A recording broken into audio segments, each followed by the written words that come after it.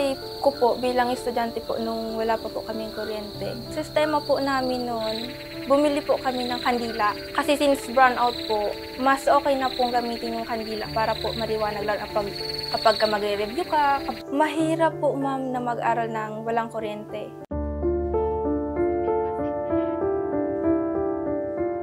Pag gabi madalaga, kailangan dapat importante ang ilaw kasi yung dahil sa hanap buhay nila talagang nahihirapan yung mga konsumidores ang mga konstituente sa barangay na walang kuryente gaya ng paggawa nila ng mga hanap buhay na abaka.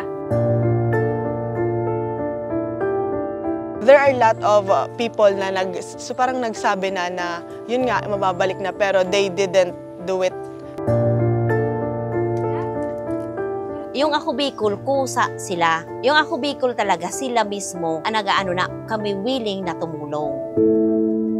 Kinausap natin yung Aleco na alisin na yung short charge kasi babayaran na at thank you po, Kap. Ito po, pambayad din. Thank you.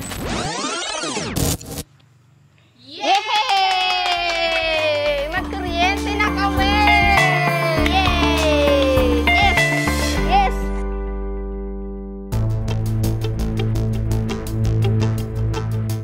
Taong 2024, nang bisitahin ng aming team ang Barangay Mabunga sa Kamalig, Albay. At halos lahat ng residente ng Mabunga noon ay hirap sa pang-araw-araw na gawain.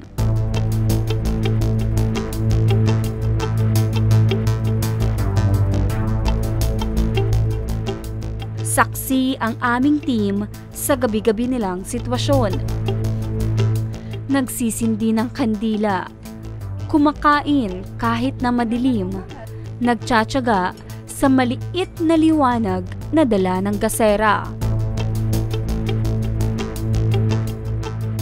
Kaya noong dumulog sa programa si Kapitan Annalyn Leona ng Mabunga, makikita ang kanyang lubos na pag-aalala bilang punong barangay. 3 taon na po kaming walang kuryente. Bilang kapitan po sa Barangay Mabunga, ginagawa ko po ang lahat para maresolba po ang problema natin sa barangay. Kasi po sobrang hirap. Yung hanap buhay po nila medyo naapektuhan.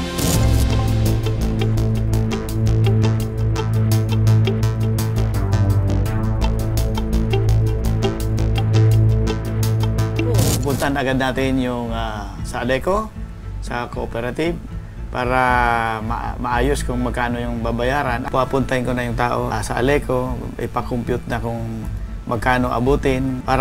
Kasi alam mo sa isang pagbuhay-buhay kailangan ng kuryente, tubig. Yan ang primary needs ng tao. Thank you so much. Uy, ikaw talaga. Ayan! Sa tulong ng programa at ni former Congressman Christopher Quitoco, ora mismong lumiwanag ang buhay sa Barangay Mabunga.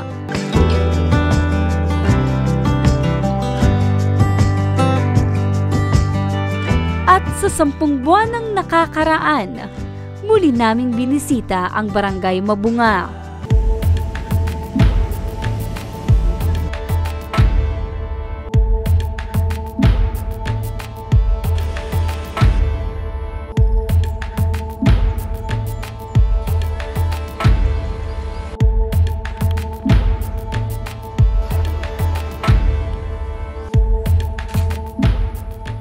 Si Mary Ann Morilia, isang handicraft worker. Dati niya nang hinaing ang hindi siya makapagtrabaho sa gabi dahil sa kawalan ng kuryente. Marami na rin, madam, na pagbabago kasi noon nung wala pa kaming ilaw, mahirap. Kasi hindi ko matulungan yung asawa ko sa ibang gastusin. Kahit pangbili ko na lang ng sabon, manghingi ka pa. No? Kung gusto mo kung wala, ngayon nasa trabaho siya. Kung kulang yung budget na binigay sa'yo, hindi ka makapagdesisyon ng sarili mo kasi wala ka rin sariling pera. Hindi ka tulad ngayon na may kuryente ka na. Yung ibang gastusin, hindi ka na manghihingi sa asawa mo. Bakas sa kanyang mukha ang saya at ginhawa na dala ng pagkakaroon ng kuryente sa kanilang lugar. Tulad ngayon may kuryente na, kahit umaga, hindi ako makagawa, yung gagawin kong sinamay sa umaga, nagagawa ko paggabi. Yun ang pinakaano na pag may kuryente.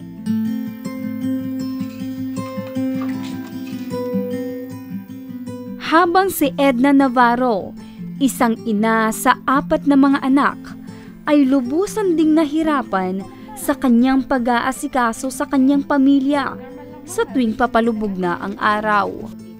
Pag kakain kami pag gabi na po, kandila po yung ginagamit namin ng ilaw. Tapos yung paggawa po ng assignments ng mga bata. Tapos gigising naman madam ng maaga gamit yung kandila pa rin. Nung wala pa pong kuryente madam, mahirap. Lalo na po pag gagawa ka ng mga gawaing bahay pag gabi ng assignments ng mga bata. Mahirap din po. Pero nung ngayong meron ng kuryente, yung mga tao po dito, nakakagawa na sila kahit gabi. Para naman kay Merlinda Leona, hindi maipaliwanag na sigla ang dala ng pagbabalik ng kuryente sa kanila. Nung malaman namin na tutulungan kami ni Kong Kito na mapailawan ulit yung Barangay Mabunga, parang bumalik yung sigla ng mga bata, pati na yung mga magulang. Kasi yung panahon na napakatagal, tapos isang araw lang, ma-experience ulit nila na makakabilik yung ilaw, tapos yung liwanag ng bahay. Makakapaglaro kahit gabi. Kasi dati ma'am nung pag sapit talaga ng dilim, halos nasa bahay na sila, nasa loob na lang bahay. Nagpapahinga na sila kasi nga walang ilaw. Tapos nung nagkailaw na kami kahit gabi na, saan pagka may assignment, nag-aaral, nagbabasa. Tapos pagka, naman madam, hindi na sila gaanong tinatamad.